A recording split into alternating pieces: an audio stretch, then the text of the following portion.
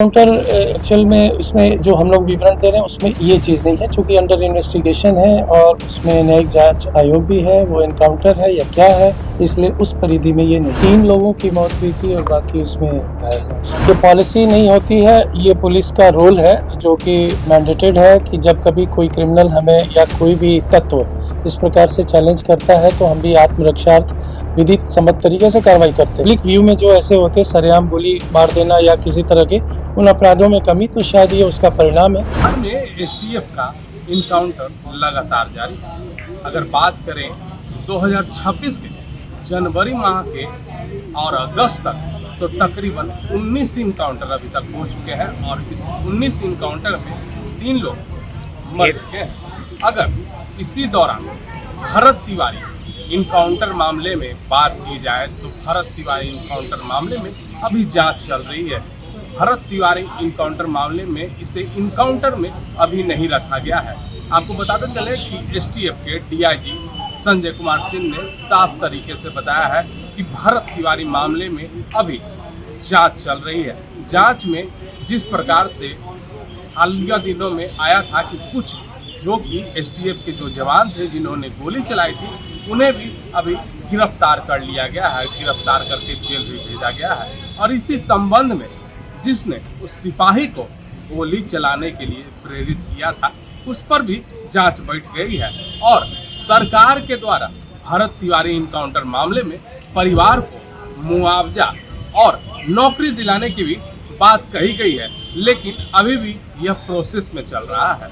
STF ने साफ तरीके से बताया है कि लगातार इनकाउंटर का दौर जारी है। अगर कोई भी व्यक्ति हम पर गोली चलाएगा तो पुलिस भी आत्मरक्षा में गोली चलाने के लिए सक्षम है। इस पर क्या विशेष जानकारी दे रहे हैं एसटीएफ के डीआईजी संजय कुमार सिंह। पहले जरा आप ये पॉलिसी नहीं होती है, ये पुलिस का रोल है जो कि मैंडेटेड है कि जब कभी कोई क्रिमिनल हमें या कोई भी तत्व इस प्रकार से चैलेंज करता है तो हम भी आत्मरक्षार्थ विधिक सम्मत तरीके से कार्रवाई करते हैं।